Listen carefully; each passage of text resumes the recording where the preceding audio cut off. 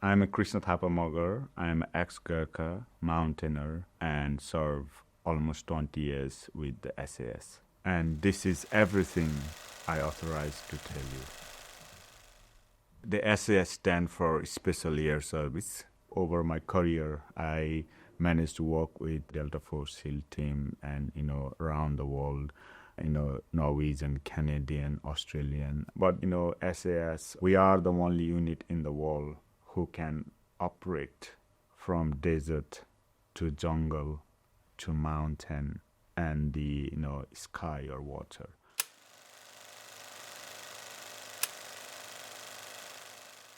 The motto of SAS is "Who Dares Win."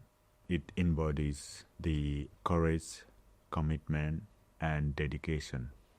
So my SAS career began from 03. This is where the moment actually I wanted to dedicate it to my officer. So he called me one day and, Chris, we're going to send the first Gurkha trials from the Royal Gurkha Rifles for the SAS selection. Then you are one of them.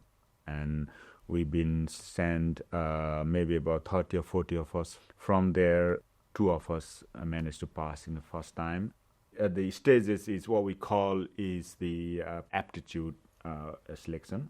The basic test of your mental and your basic navigation. And once you have that aptitude and document everything passed, then this is where the real selection start, is the what we call is the hill phase, or the first 4 weeks of mainly focusing on physical and navigation. Normally in the wider army, we work in a team, we work in a purely chain of command, and someone told you, someone guide you. But this is the first time you have on your own. You start with the 8 miler, and tomorrow is 9 miler. Every day, longer distance, longer route. Last test is which is 60 kilometer, but you have the full kit, about 20-25 kg with the weapon. In my time in 04, when it started in January, 375 applicants and only 80 were passed. When I going through, we call the very famous VW Valley in the Brecon. You go down and you go up and down. And maybe second week, what happened was my knee crack, and so like, and next thing you feel your leg is heavy, and still you don't. It's like, you don't stop, it keep going. And in the morning I wake up and then I couldn't straight my leg. My leg is frozen like this.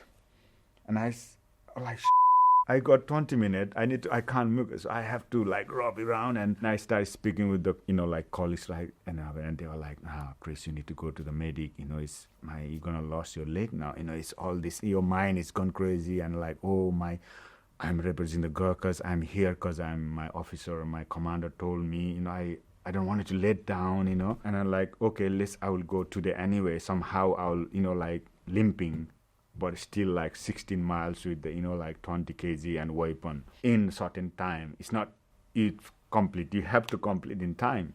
But the problem is, I don't know how, am I going to lose my leg? Or am I going to be okay? Or is permanently damaged? Then I tried to move physically, lifting with the hands, one up, and then keep going and look around. No one's there. I dropped my backpack, and then I sat down, look up, and it's like, is this it? Is that what is your legacy of Gurkhas and dream? You feel the fresh breeze, and you see the cloud. And I must have felt, flat out sleep. And I see the vision of my dead grandmother. I see my grandmother looking at me. And then I open my eyes. And I'm like, oh my God. And I just wake up, grab my backpack, and then run again. Run and still manage to get in the finishing line.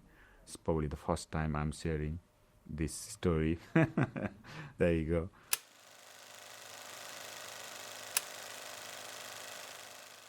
From there, what we call second is the jungle. We flew to the Borneo, and then this is about 4 to 5 weeks. And this is where they're looking at the survival skill in jungle, and hot and humid. And also we focus on the safety on the weapon system, how under the high pressure, under the high demanding environment in the jungle, can we put our focus and attention what is need to be done. To be honest, this is where one of the profound moment for me in my selection, because I was born in jungle and I'm from pretty much a hilly region, and being a Gurkhas, we're renowned for the like jungle soldier or the warriors who can live outside nomadic way.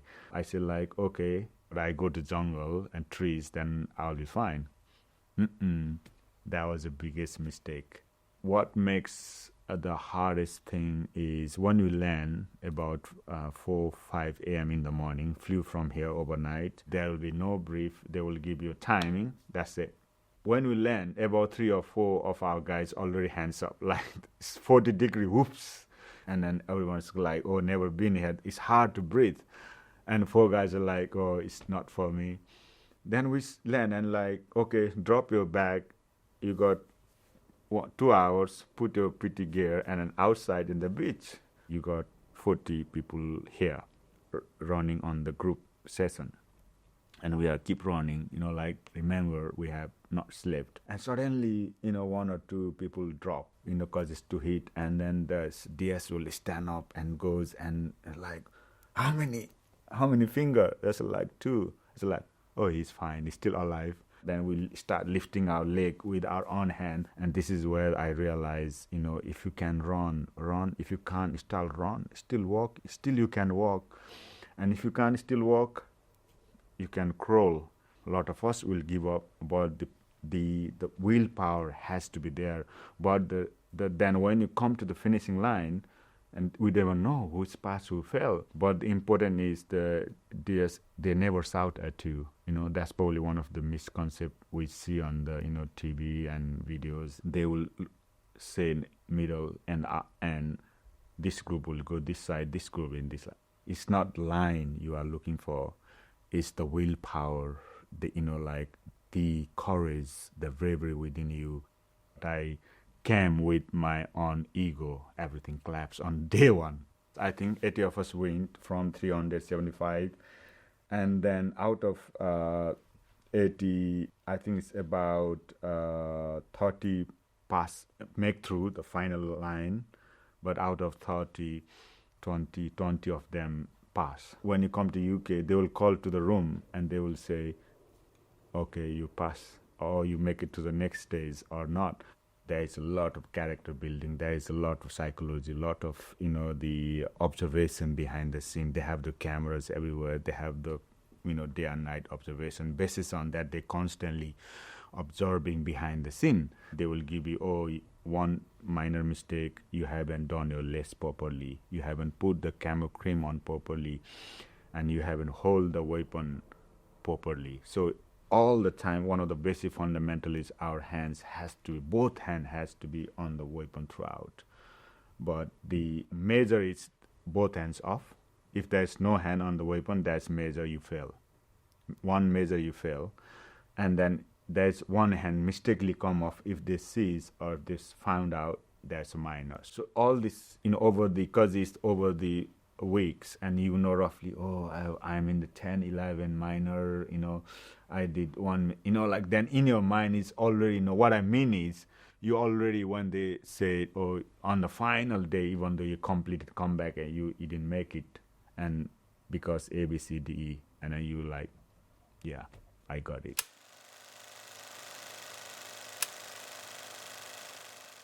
One of the last is what we call is the escape and evasion, which is an ENE. But that's where we test sleep deprivation and also the physically fatigue, whole night. One of the example is they will put you into the sandbag and, tractor come, grab you in the January, dip into the cold water, not knowing how long went that for, freezing cold, come out, and then they will put into the high stress intensity position wall whole night. Then they'd create this space and environment, for example, monotonous. Put the lights on, put the candle on, is just shivering, not knowing what's going on. One of the guys in Gulf come up and try to threaten you, with the life. But obviously we've been given information what can be shared.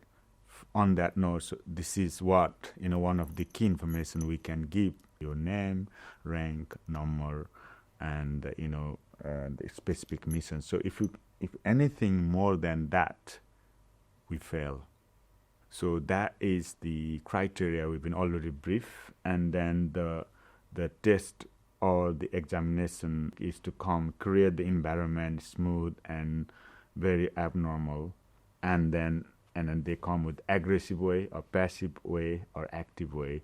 So this is one of the trick they do, and other one is what they create is you are hungry, you are thrive, and wait, and they put you inside, drag you inside this room, and come to the beautiful hotel, like 5-star, like swimming pool and cafe and biscuits, and then beautiful woman come, and then like, oh, do you want a coffee, do you want a biscuits? And then you are in dilemma, not able to sleep, not able to eat last couple of days. As long as you are not saying and changing any or signing any document, you will be fine, and you keep eating. Then there's like, oh, do you need all this beautiful food, fruits you're eating? And suddenly they will ask the question. And so basically test is that how awareness still you are. One of these tricky is that they will come with the genuine, genuine solicitor or genuine people. They will go through your paperwork and it's like, oh, you are about to move your house. We know you're gonna buy a house, and actually, oh yeah, you are you in your real life. And how the hell they know? Anyway, they will find out, and there's like, oh, it's a genuine. It's your solicitor from the Sheffield. Come here. You are looking to buy this house. Look at this, and then they were like, but you have to sign this one, so that your family will start getting into whatever business or house or whatever, or day to day, medical, whatever that could be. Actually, I think 1 or 2 guys have failed in this one because they signed the document, and unfortunately they had to go back again and start the whole process next time. Did you pass on the first go? Yes, I was, yeah. The bottom line is they will not going to reduce the standard. They will just maintain, because it's been going for, like almost 100 years, and then they will just maintain. I think that standard is the truly character building, character choosing. Joining the Gurkha from Nepal is the most happiest, and also I realized that I have made my parents happy. But I think passing the SAS selection is truly, that is where the moment I realize, find my own path. I able to evolve from my parents' dream to my ancestor dream, then I am living my own dream.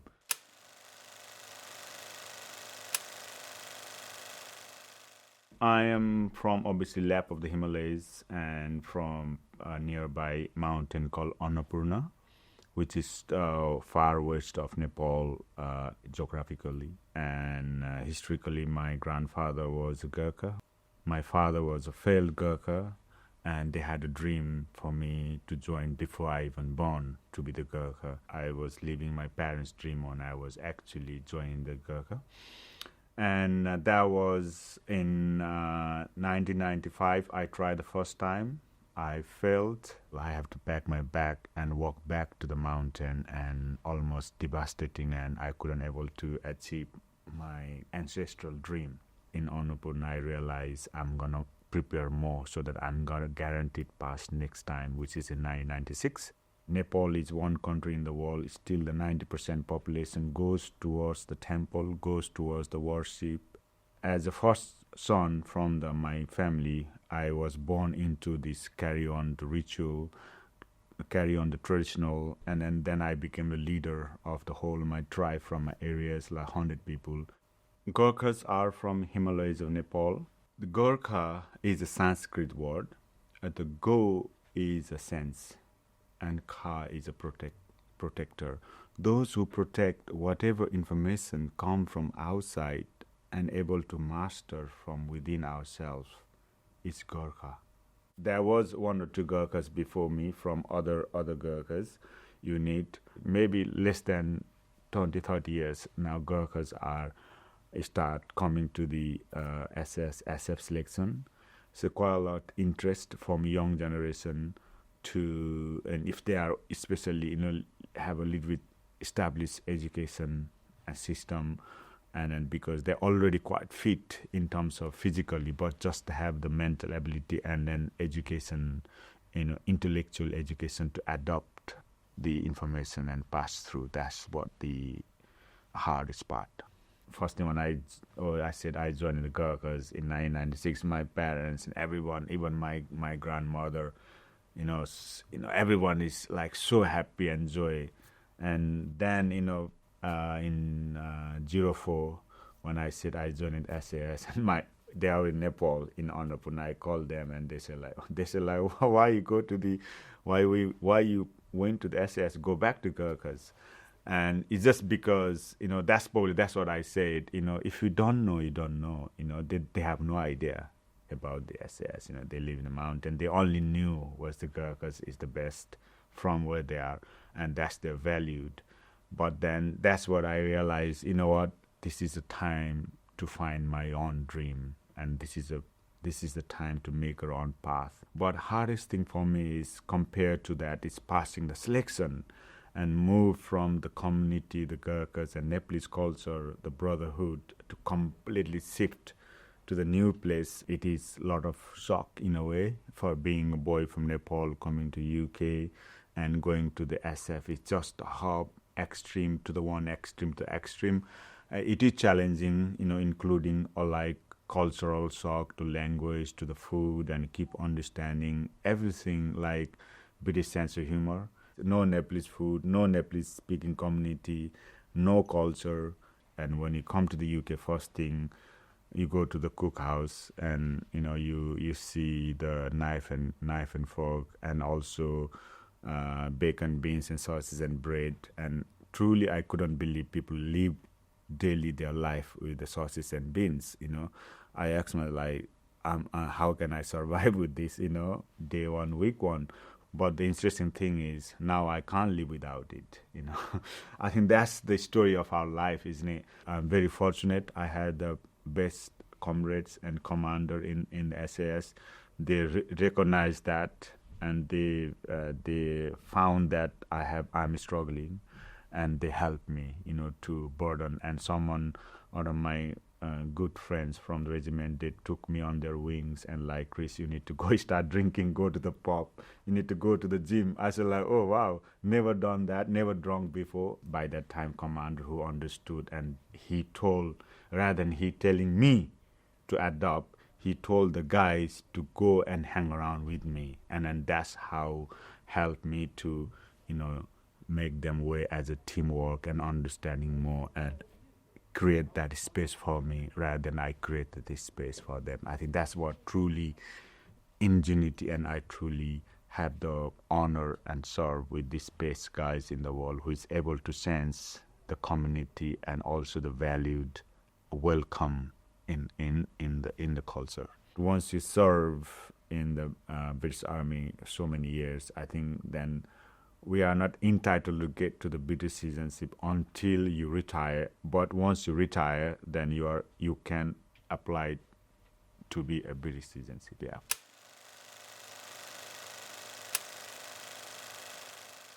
I'm not allowed to give any names, any specific mission name, and then a specific place or any,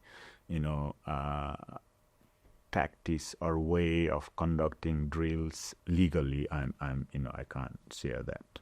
One of the key, ritual in a way, or we go through, is what we call is the on-the-spot debriefing, which is any task or any mission. What we call is 5 minute on the spot, talking about the key, pointing out the place and time that has to stick with the memories. Then we go back when we have a tea and coffee and rest. Then we go through the process of the lesson learning and what could have done. I have been operated,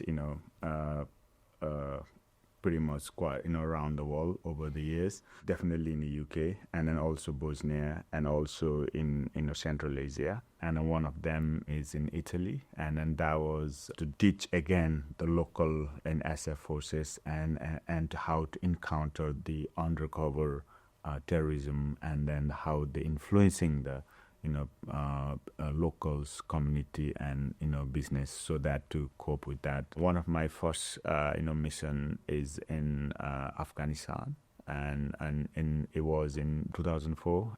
So we call the threat specific mission, and you have to be very experienced and knowledgeable what you are doing.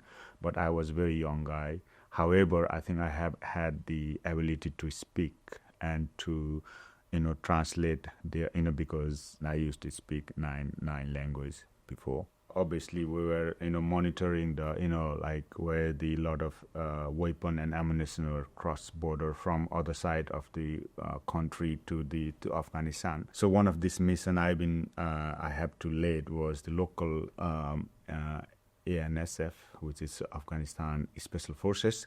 So my job is to guide navigation to bring with the aeroplane and land in the safely, and to help the local forces how to capture, how to find information, and how to bring in and then make them detentions. My biggest moment is obviously summiting the Everest, and also summiting the K2 in Pakistan, and also jumping in Arctic, in the minus 40 degree in nighttime. Not only jumping, but also we had to survive in nighttime. Then everything is tactical. Tactical means no lights, no speaking, everything quiet. Jumping out from plane in night, freezing when you open the goggles, jumping out, and all the eyelids are frozen, and then still close eyes and rub it off. And then in nighttime, no lights, and we have to find our backpack because all the ration, everything will be dropped by the parachute before. And we have to escape and evade in nighttime in the snow. Then we have to find the target. We have to establish the communication, and it's pretty tough. I think most dangerous situation for me is that I can answer in couple of ways, but I think most profound ways when you see some your own friend, colleagues in front of you dying. That's probably the most profound moment of life, and not about death, but realizing why them, why not me. I think those are the most life-changing moment for me. But physically, sensorily, I think maybe jumping in nighttime from airplane when we have been told that you have to land in 100 meter in nighttime, pitch black, from thousands of feet above the sky in pitch black with the full gear, and then if you miss the landing zone by 100 meter, then you will be gone. In that moment in time, our own sensory will lie to us. We have to have a faith and a trust in the team I have behind me, and also the love and compassion we left behind house, closed door with our families. That's probably the I found very moment of realization what value us to be alive. When you see your own colleagues and also the other people in front of you lying and gasping for the last breath, and yet again you need to stand up, dust off, and then carry on duty as a responsibility that we carried a lot of on our soldiers. I think those are the moment in time. The reason has to be more deeper and darker and more profound than truly who we are. We have to accept end of the day we are just living human. We are not superhuman. We're still made up from the elements.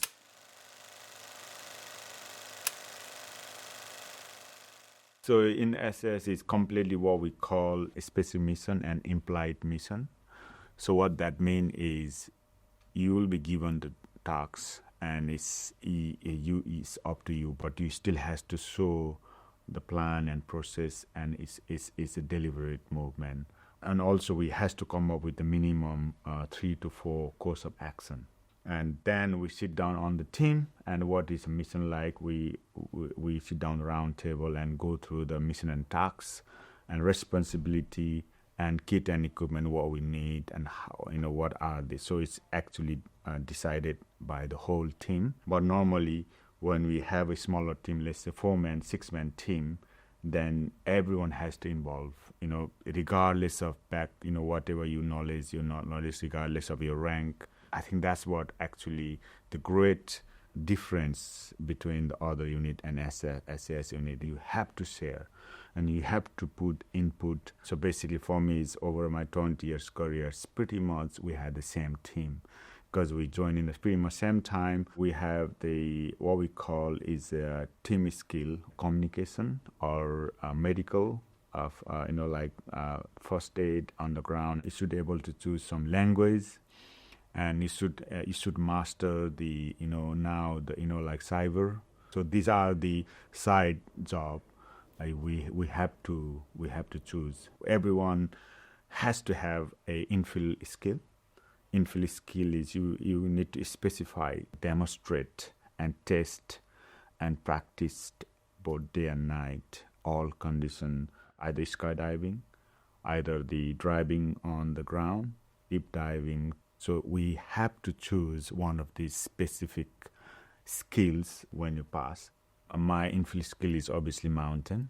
The way I use and have been used is any area specific which involve the mountain and climbing and rope and height, including the building or underground or the shopping center. Anywhere we involve the rope, harness, helmet, or the mount, ice, snow.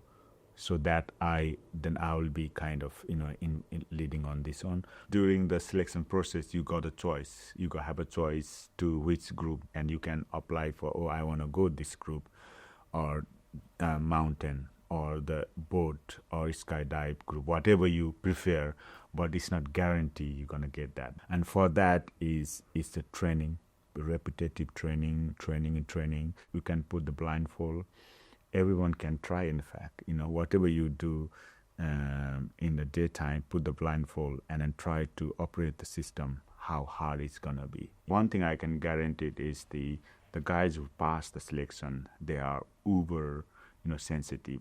If any of the guys walk in the building, guaranteed those who pass, they could detect single thing here. They can understand and perceive the situation very faster. I still got one of my best friends, I'm out, some of them are still serving, head of a department, and they still, are my closest friends. One of them I still regularly visit and share, and the stories.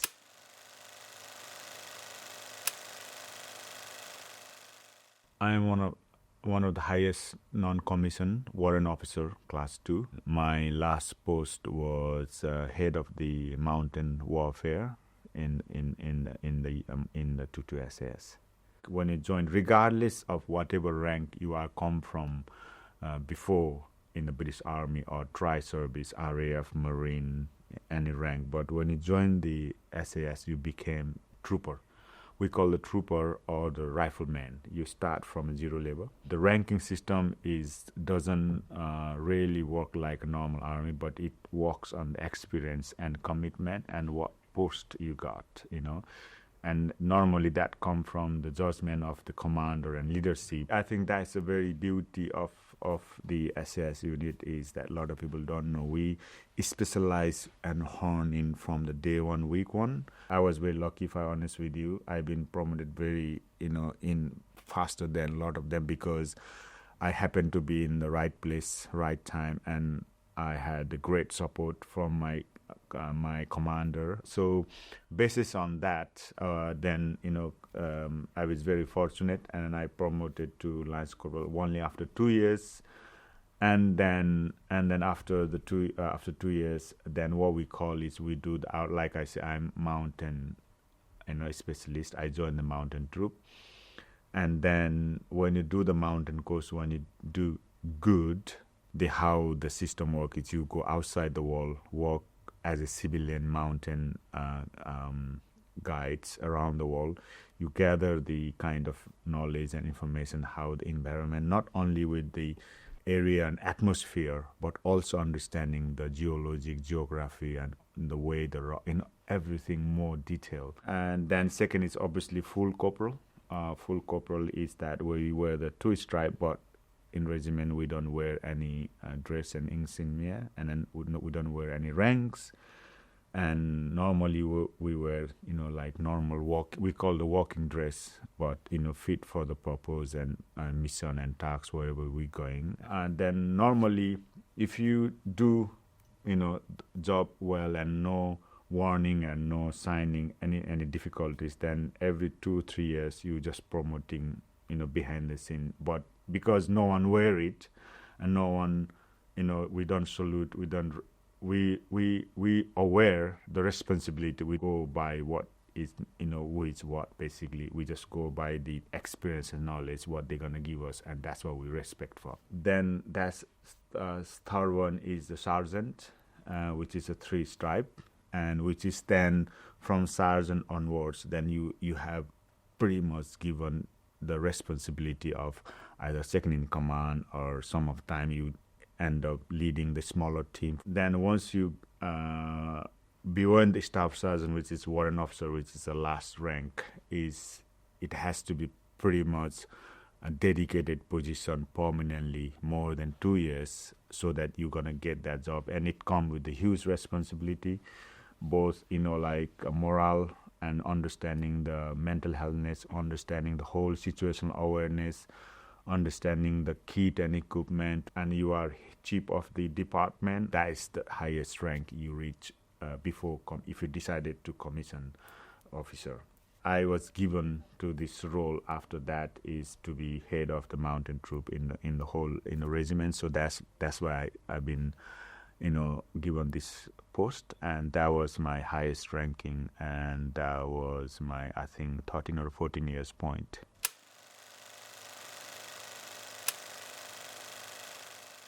I have got these two, we call mala in Sanskrit in Nepalese, and obviously this is one is my own cultural, signifies the Buddhists and Hindus, or the ancient wisdom, and this one is what we call is given before when we join the soldier, and then we need to have with us when we deploying, especially the war. And this we have two. When you have a biggest casualty or mass death in the battlefield, then one piece will stay with us on the ground with the body, and other will come and given to the family or the headquarters, so that signifies 100% that's you. Because what happened is, when the chaos of the like bomb and bullet and mass casualty, messed up face, messed up body, it's hard to define and identify the person. So that's the reason, if they stay with you, then that's you. So it's a proven. With the Gurkha, we have called the very special knife, which is called the pride of the Gurkhas. It's been carried in Nepal. We call kukri. Kukri is bespoke design. We got, when you join the Gurkhas, we given two different kukris. One is the day-to-day working, kukris, which is designed to chop and and then the cut and whatever day-to-day operation. And then other one is what we call is the ceremonial, or the number 2, when dressed, and then a specific dress and occasion. But it has got his immense value because of our ancestor from the First World War, Second World War. Maybe a lot of people don't know, whenever we go to the operation, we do given the special knife, which is fundamentally is part of our kit. Is a knife, stay with you, but also not for the fight, but also survive, day-to-day life when you go survival situation. I think kukri will be great to have with us. That is the ancestral and DNA came with the Gurkhas 1,000 years. But however, I think into this modern world, into this more techno-savvies, we need to have equally, more demanding and more sophisticated weapon. But when I was in the SS, we got the M4 and then the Glock 17, which is the pistol, and you got the shotgun and different shape and size of the body armor, and then also the vest, and then the vest, and but also these everything including kit and communication, helmet, to the body armor, to the weapon, to the knee, to the hair and air protection, that can be shaped and that can be designed as it specifically mission. Because whenever we go for, let's say, urban or climbing in the urban building, in a multiple building, or the cave or underground, or the that has a specific needs of the kit and equipment. Obviously we can't go on the full kit when you're doing a little bit technical and more undercover stuff. But whenever you go full kind of assault or the full combat mode, then you go with a different setup according to the threat and then the assessment. We can change the kit and equipment and way we dressed and where we carry the kit and equipment as well. I think what is important is everything has every caliber has a different range, and like smaller the caliber, smaller the range. But the whole aim is you have to still cover the certain distance, from A to B, B to C, and C to D. Commander will come up. I want this to be this many 7 point, or this weapon, and I want this weapon, but then we'll sit down, then who's going to carry what, and some of them you might choose, I'll carry this one. Often we carry the local weapon, or whatever that place has, the local weapon, like AK-47 or the equivalent of any other old which is used by the local people and local force. And that is the little bit odd, but it's still the weapon.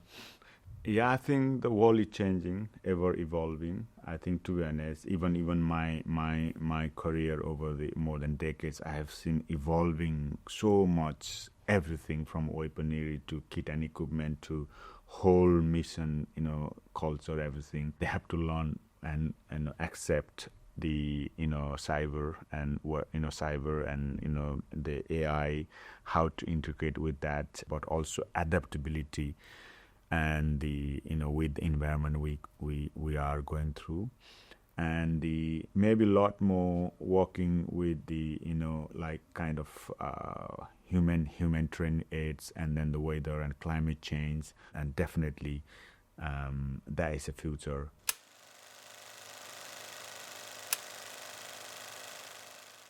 I left in 2022.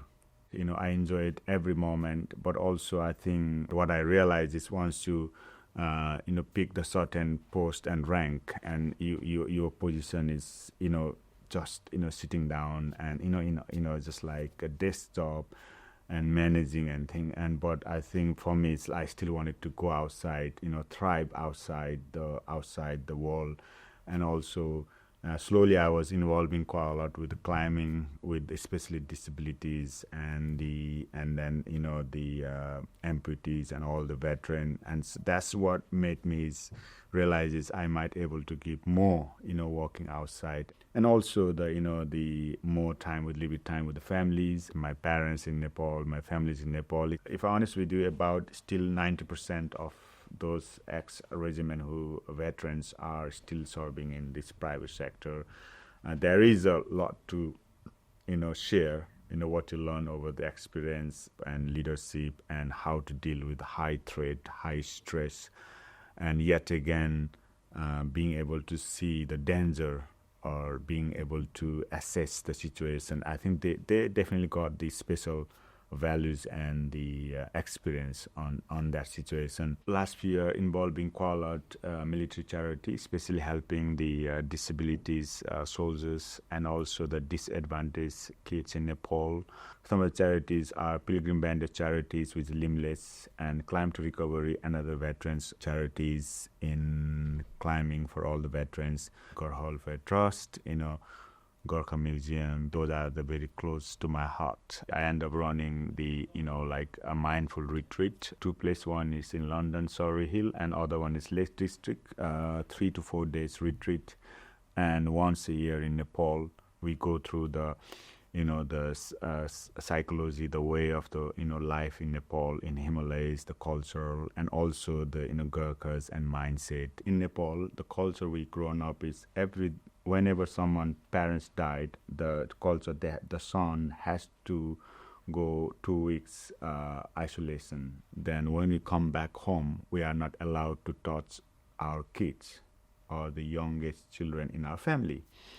Before we come, then we have to touch these 5 elements. We have to connect with the fire, the water, or the space, and or some sort of natural elements. Then we go inside the house. Every time I come back home from the overseas conflict and the deployment, I used to come home and I call my wife. I say like, oh, can you tell my daughter, because she is very young by that time, not to come to the door. Make sure, can you create that environment, because I don't want it to hug her straight away, because I come from the different energy, different over the month, sometime 1 years of this energy and the blood with me. But this is once happened. I think I came back from mission. I told her, but however, she's just a young kids. I think she's mostly 2 or 3.